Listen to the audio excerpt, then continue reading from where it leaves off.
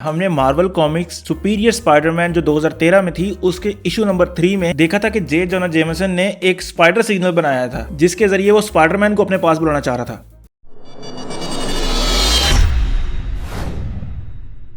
मैंने काफी टाइम पहले एक वीडियो डिसाइड की थी बनाने की जिसमें मैं चाह रहा था कि आप लोगों को बताऊं कि जो बैट सिग्नल है उसका ट्रू पर्पस क्या है, लेकिन वो चीज डिले होती गई और फिर बैटमैन मूवी आ गई। पर इस मूवी में उन्होंने इस चीज को बहुत जबरदस्त तरीके से दिखाया है जिसको आज मैं इस वीडियो में एक्सप्लेन करूंगा। इस मूवी से पहले जितनी भी मूवीज थी उसमें बैट सिग्नल का सिर्फ ये यूज होता था कि जिम गॉर्डन बैटमैन को बुलाने के लिए या बैटमैन उसे ऑन करता था जिम गॉर्डन को अपने पास बुलाने के लिए। बेसिकली ये उनकी आपस में कम्युनिकेशन का एक तरीका था कि हमें तुम्हारी जरूरत है, तुम आ जाओ, तो बैटमैन आ जाता था। लेकिन बैट सिग्नल इसके अलावा ये काम करता है कि वो क्रिमिनल्स को वार्न करता है कि आपके अबू आसपास ही कहीं घूम रहे हैं, वो किसी भी टाइम शैडो से निकलकर आपके ऊपर लपक सकते हैं। जैसे वो चोर जो दुकान से चोरी करके निकलता है और उसने एक मास्क पहना होता है, वो चोरी करके निकलता है, बैट सिग्नल को देखता है और ये सोचता है कि कहीं उसके पास ये जो अंधेरा है इससे कहीं बैटमैन ही निकलकर उसके ऊपर हमला ना कर दे। और ये सोचते सोचते उसकी पुलिस की गाड़ी के साथ टक्कर भी होती है जिसके बाद वो देखते देखते वो भाग जाता है उस चीज को। इसके बाद हमने देखा कि कुछ लोग कोर्ट की बिल्डिंग के ऊपर जो है वो पेंट कर रहे हैं, लेकिन जैसे ही बैट सिग्नल ऑन होता है उनकी उसके ऊपर नजर पड़ती है तो पीछे वो अंधेरा देखते हैं और उस अंधेरे को देखकर उनको ये फील होता है कि कहीं यहाँ पर बैटमैन ना घूम रहा हो और वो घूमते घूमते कहीं उनके ऊपर ना चढ़ दौड़े, तो वो अपनी पेंट वाली जो है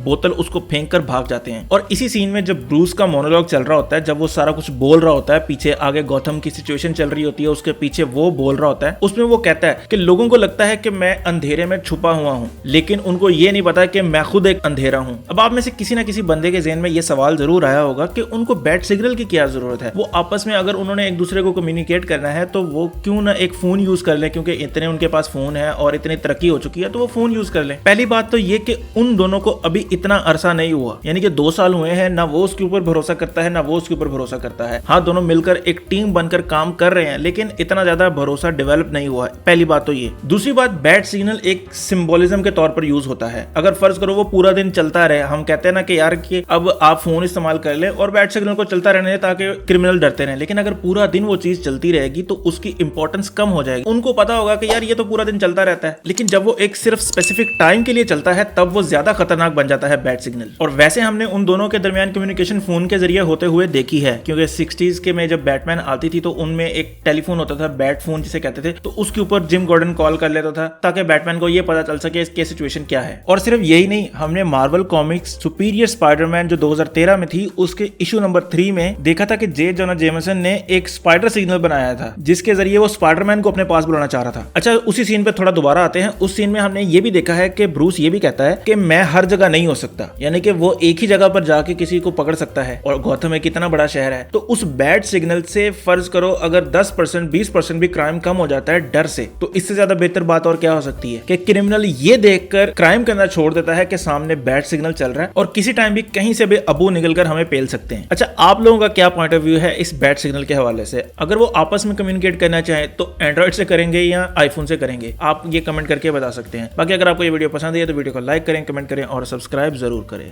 बाकी खुश रहें, खुश रखें। अल्लाह हाफिज।